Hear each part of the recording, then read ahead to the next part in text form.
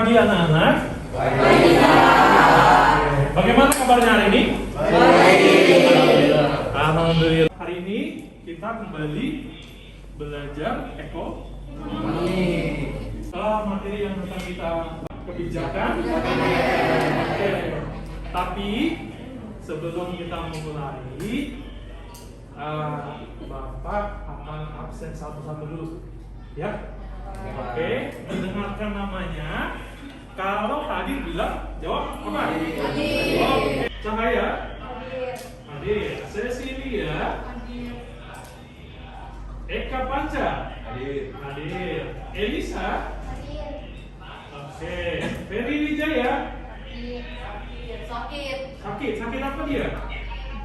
Batuk. Iya, sekarang lagi musim batuk ya. Tetap dijaga kesehatannya ya. Inaya? Hadir. Oke, hadir. Intanti? Hadir. Hadir.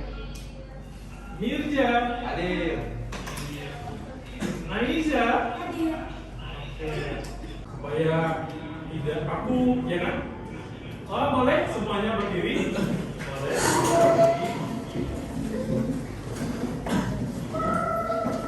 Oke, kita kelihatan ya?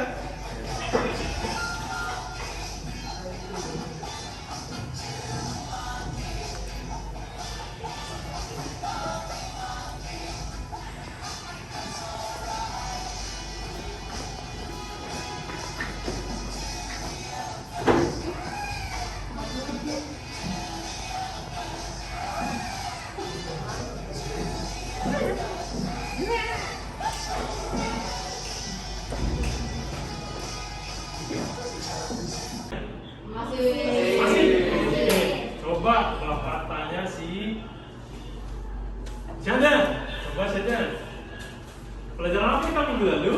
Masih ingat gak? Tentang inflasi, Pak. Tentang inflasi. Betul kan? Oke, berarti masih ingat. Coba Intanti, inflasi itu apa coba?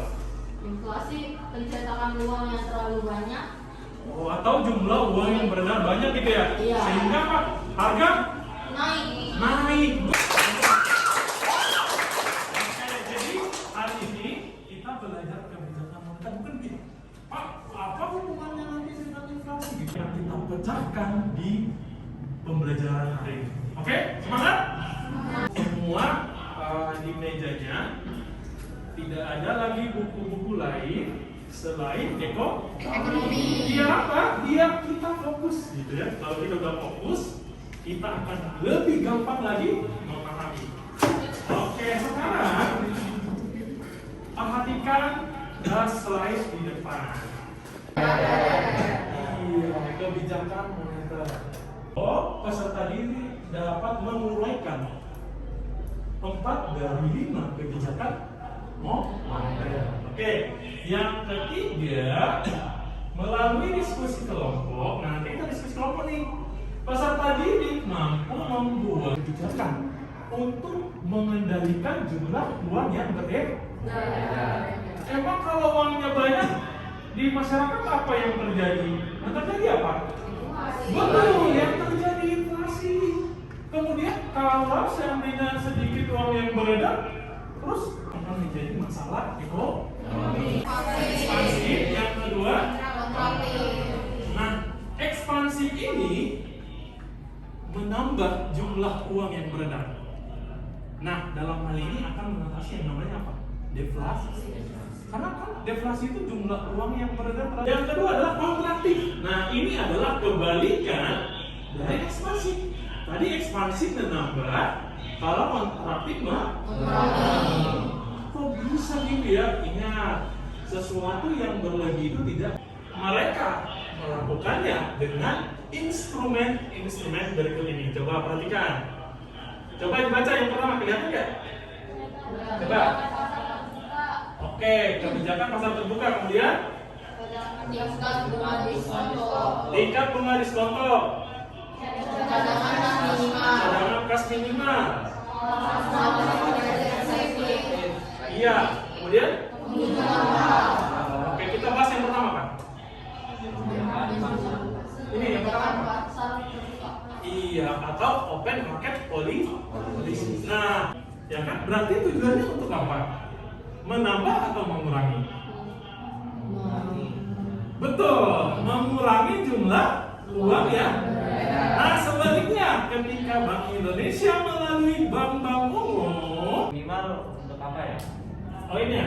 Ya. Nah, jadi apa sih gunanya bank-bank umum ini memberikan untuk melindungi kita juga sebagai bank umum mengalami inflasi.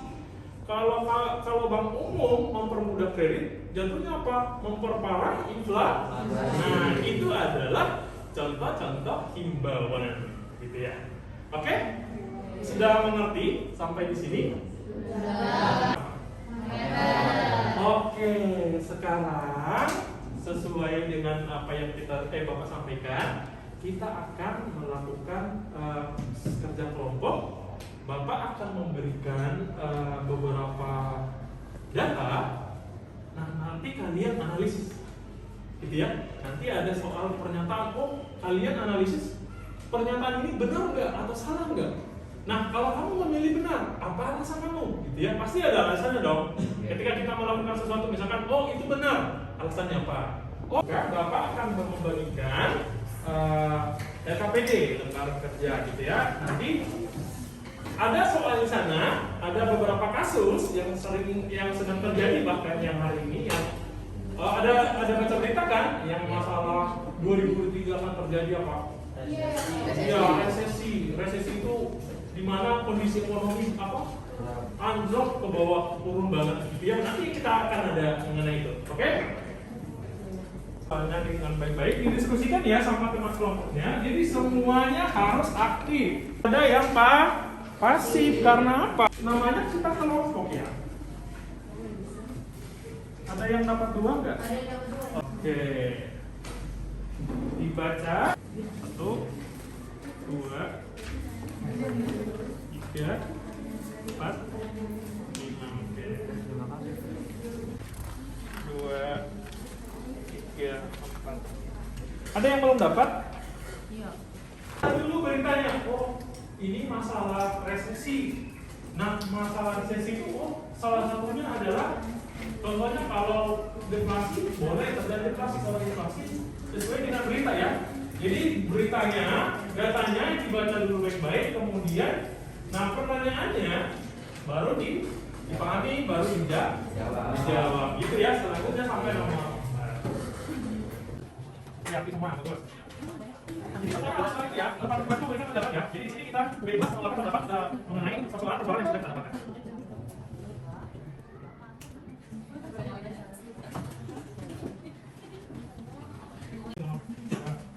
Jadi ada ya.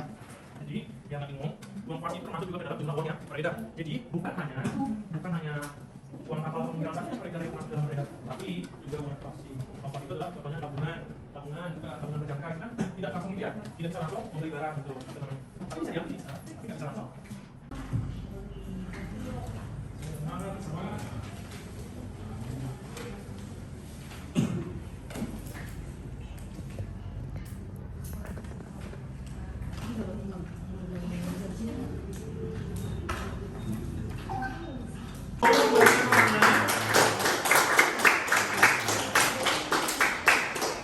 Silakan maju. Iya, kertas. Ya, mulai. Iya. Assalamualaikum warahmatullahi wabarakatuh. Waalaikumsalam warahmatullahi wabarakatuh. Kami dari kelompok 1 akan mempresentasikan hasil kerja kelompok kami. Dari 3,5% menjadi 3%. Dengan ini bank-bank umum akan mendapatkan dana likuiditas dari BI atau Bank Indonesia hingga masyarakat tidak dipersulit dalam mengajukan kredit. Dengan kredit lancar, masyarakat akan membantu. Menurut kelompok kami salah, karena untuk mengurangi inflasi, Bank Indonesia harus menaikkan suku bangsa kredit agar masyarakat tidak sering meminjam uang dan uang yang beredar tidak semakin banyak. Oke, jadi jawaban mereka katanya pernyataannya salah gitu ya. Iya. Nah, kenapa salah? Karena untuk mengurangi inflasi, Bank Indonesia harus menaikkan suku bunga kredit. Iya, menaikkan suku bunga agar masyarakat tidak sering meminjam uang dan uang yang beredar tidak semakin banyak. Oke. Lalu memaksa para produsen mengurangi jumlah produksinya. Mengontrol pencetakan uang agar tidak terlalu banyak dan juga kekurangan. Di sini ada dampaknya. Menurut kelompok kami dampaknya adalah penurunan keuntungan atau laba. Kan ada pertanyaan, jika kalian adalah orang penting yang bergabung dalam Bank Indonesia, jawaban kalian apa? Mengontrol pencetakan uang agar tidak berlebihan dan juga kekurangan dan menurunkan tingkat suku bunga. Oke, terima kasih. Oke, gimana jawabannya tadi udah? Kelompok 1. Boleh silakan duduk. Jawabannya mantap ya. Jawaban. Perkenalkan, kami dari kelompok 4 yang beranggotakan 4 orang. Di sini kami akan mempresentasikan hasil jawaban terhadap soal yang diberikan terhadap guru, sehingga masalah inflasi nantinya tidak akan berdampak terhadap kegiatan ekonomi masyarakat. Nah, yang pertama, analisislah pernyataan di atas, berikanlah pendapat kalian mengenai pertanyaan tersebut. Lalu di sini jika menurut kelompok kami pernyataan ini terhadap bank, bunga yang harus dibayarkan jika meminjam itu akan lebih rendah dan itu akan membuat uang masyarakat beredar lebih banyak dan semakin memperburuk inflasi. Itu menurut kami. Lanjut, jika pernyataan di atas menurut kalian salah, berikan solusi yang tepat. Nah, solusi dari ini itu kebalikannya. Seharusnya mungkin Nah, kita udah parah inflasinya, dikasih lagi pinjaman, dipermudah lagi pinjaman, ya makin parah, ya kan? Nah, kan kita, ya boleh. Apakah semua instrumen bisa dipakai untuk mengatasi masalah tersebut? ya kita lihat dari saya akan menjawab pertanyaan dari kelompok 3. Nah, jawabannya itu ya semua instrumen itu bisa digunakan, tapi kan kita juga harus lihat kondisi lapangannya dulu gimana. Mungkin dari ketiga instrumen ini mungkin bisa diterapkan tiga-tiganya atau diterapkan sebagian. Yang penting instrumen ini yang bertujuan untuk untuk mencegah inflasi itu bisa diterapkan. Terima kasih. Gimana? Jawabannya udah? Oke, betul. Jadi,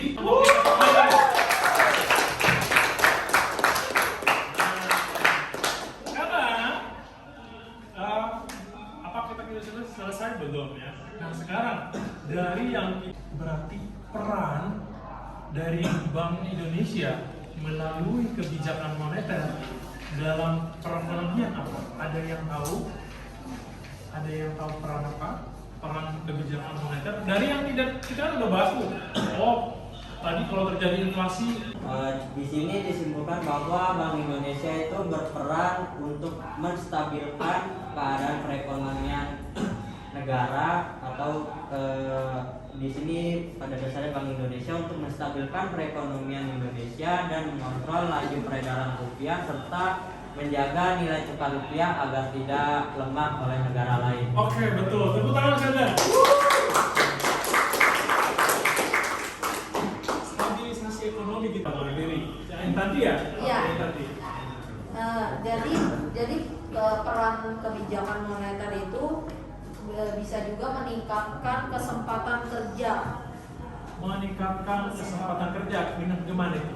Itu kayak adanya keseimbangan uang yang beredar. Jadi para pengusaha diharapkan lebih berani mengadakan investasi. Investasi tersebut dapat memperluas usaha dan menciptakan lapangan kerja. Iya betul. Contohnya kalau kita mau buka bakso, kita jual bakso, ternyata bahan bakunya mahal. Elisa, oke. Peranan Iya. kebijakan itu menjaga stabilitas harga. Artinya kebijakan ini harus mampu menstabilkan kenaikan dan penurunan harga yang tidak beraturan. Betul. Tepuk tangan.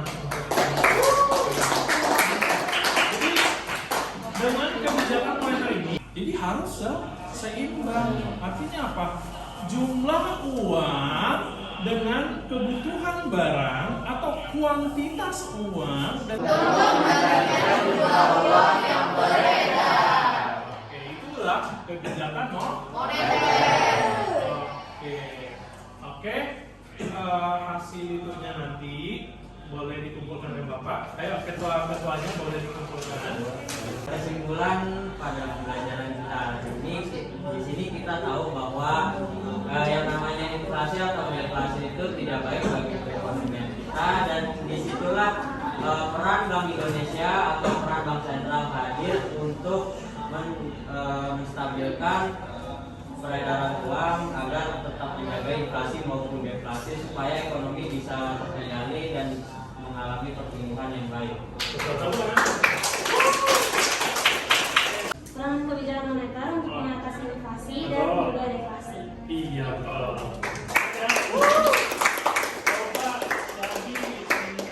Hari ini yaitu tentang kebijakan moneter. Kebijakan moneter itu berperan untuk menstabilkan ekonomi agar tidak terjadi inflasi atau deflasi.